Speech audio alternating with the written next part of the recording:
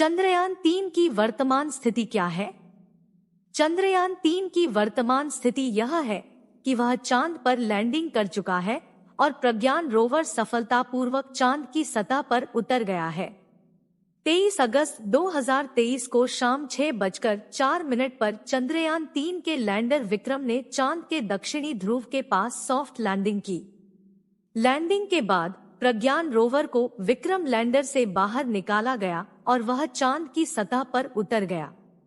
प्रज्ञान rover अब चांद की सतह पर विभिन्न प्रयोग कर रहा है, जिनमें चंद्रमा की सतह की संरचना, भूविज्ञान और खनिज विज्ञान का अध्ययन शामिल है। चंद्रयान-3 का मिशन भारत के लिए एक ऐतिहासिक उपलब्धि है। यह मिशन भारत को चांद पर लैंडिंग करने वाले चौथे देश बनाता है और यह दक्षिणी ध्रुव पर उतरने वाला पहला देश है। चंद्रयान-3 के सफल होने से भारत को अंतरिक्ष अनुसंधान में अपनी क्षमताओं को और बढ़ाने में मदद मिलेगी। चंद्रयान-3 का मिशन अभी भी जारी है। प्रज्ञान रोवर चांद की सतह पर अपने प्रयोगों को जारी रखेगा और इसरो चांद की परिक्रमा कर रहा है। चंद्रयान-3 के मिशन के अंत में इसरो चांद की सतह से डेटा और फोटो को वापस पृथ्वी पर भेजेगा। इस डेटा और पिक्चर्स का उपयोग चंद्रमा के बारे में हमारी समझ को बेहतर बनाने के लिए किया जाएगा। क्या चंद्रयान-3 वापस आएगा? नहीं, चंद्रयान-3 वापस नहीं आएगा। चंद्रयान-3 एक रोवर लैंडर मिशन है, जिसका मतलब है कि यह चांद पर लैंडिंग करने और वहां प्रयोग करने के लिए डिजाइन किया गया है। मिशन का लक्ष्य चंद्रमा के दक्षिणी ध्रुव पर लैंडिंग करना और वहां के वातावरण और सतह के बारे में जानकारी एकत्र करना है। चंद्रयान-3 का मिशन 1 साल का है और यह 2024 में समाप्त होने की उम्मीद है। चंद्रयान-3 को चांद पर छोड़ दिया जाएगा और वह वहां सक्रिय रहेगा जब तक कि उसका ईंधन खत्म नहीं हो जाता या वह क्षतिग्रस्त नहीं हो जाता। चंद्रयान-3 का मिशन समाप्त होने के बाद इसरो चंद्रमा से डेटा और फोटो को वापस पृथ्वी पर भेजेगा। इस डेटा और फोटो का उपयोग चंद्रमा के बारे में हमारी समझ को बेहतर बनाने के लिए किया जाएगा। चंद्रयान-3 की स्पीड कितनी है? चंद्रयान-3 की स्पीड 2023 में 1.68 मीटर प्रति सेकेंड है। चंद्रयान-3 के लैंडर विक्रम ने 23 अगस्त 2023 को शाम 6:04 पर चांद के दक्षिणी ध्रुव के पास सॉफ्ट लैंडिंग की। लैंडिंग के लिए लैंडर की स्पीड 1.68 मीटर प्रति सेकेंड थी। चंद्रमा पर गुरुत्वाकर्षण पृथ्वी पर गुरुत्वाकर्षण का लगभग छठा हिस्सा है। इसका मतलब है कि चंद्रयान-3 को चांद पर लैंड करने के लिए बहुत कम गति की आवश्यकता थी। यदि लैंडर की गति बहुत अधिक होती तो यह चांद की सतह से टकराकर क्षतिग्रस्त हो सकता था। चंद्रयान 31 मिनट में कितने किलोमीटर जाता है? चंद्रयान-3 की गति 1.68 मीटर प्रति सेकेंड है। 1 मिनट में 60 सेकंड होते हैं, इसलिए चंद्रयान 31 मिनट में 94.8 मीटर जाता है। किलोमीटर में यह 94.8 मीटर 1000/1094.8 किलोमीटर होता है। अतः चंद्रयान 31 मिनट में 94.8 किलोमीटर जाता है। हालांकि यह ध्यान रखना महत्वपूर्ण है कि यह संख्या केवल लैंडिंग के लिए है। लैंडिंग के बाद चंद्रयान-3 की गति बहुत कम हो जाएगी। चंद्रयान-3 चांद पर क्या करेगा? चंद्रयान-3 चांद के दक्षिणी ध्रुव पर लैंडिंग करेगा और वहां निम्नलिखित प्रयोग करेगा। चंद्रमा की सतह की संरचना का अध्ययन। चंद्रयान-3 पर लगाए गए उपकरण चंद्रमा की सतह की मिट्टी और चट्टानों की संरचना का अध्ययन करेंगे।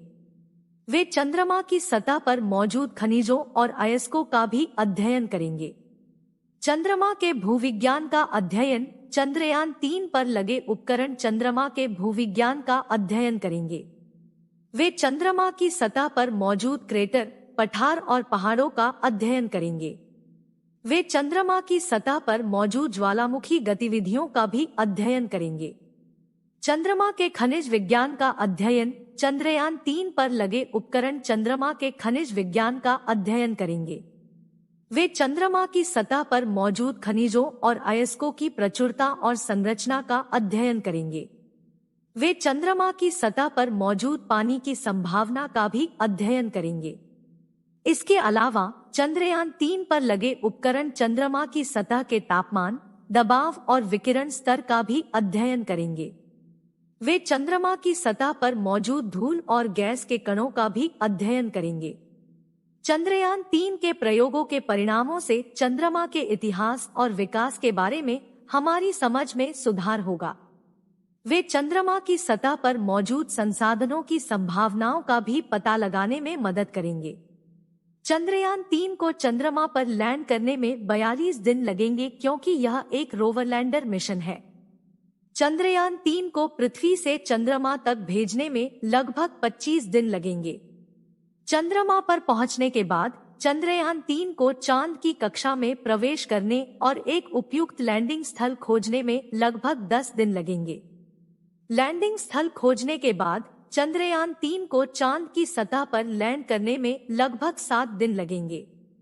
चंद्रयान-3 के लैंडर विक्रम को चांद की सतह पर सुरक्षित रूप से उतारने के लिए बहुत सारे जटिल प्रणालियों का उपयोग करना होगा। विक्रम को चांद की सतह के उतार चढ़ाव, धूल के कणों और चंद्रमा की अत्यधिक विकिरण से बचना होगा।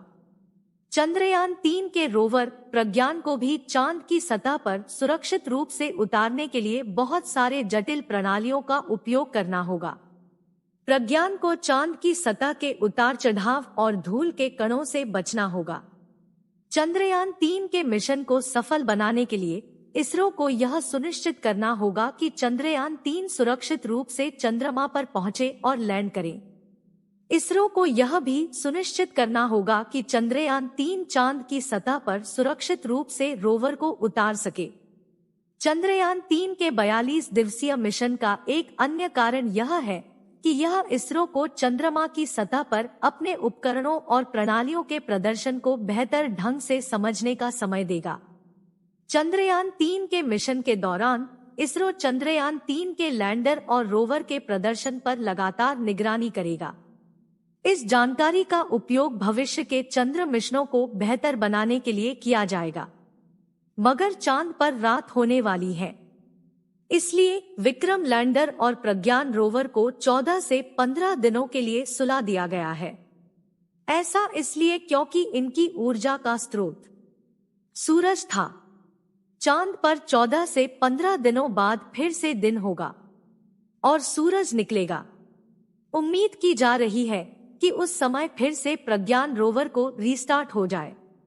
इससे रोवर अपने असाइनमेंट के दूसरे सेट को पूरा कर पाएगा। लेकिन अगर रोवर नींद से नहीं जागा तो क्या होगा? इसरो के मुताबिक ये चांद पर भारत के चंद्र राजदूत के तौर पर मौजूद रहेगा। धन्यवाद दोस्तों कि आप हमारे साथ बने रहें। अगर आपको यह वीडियो पसंद आया तो लाइक और सब्सक्राइब करना न भूलें। हम अगले वीडियो में मिलेंगे।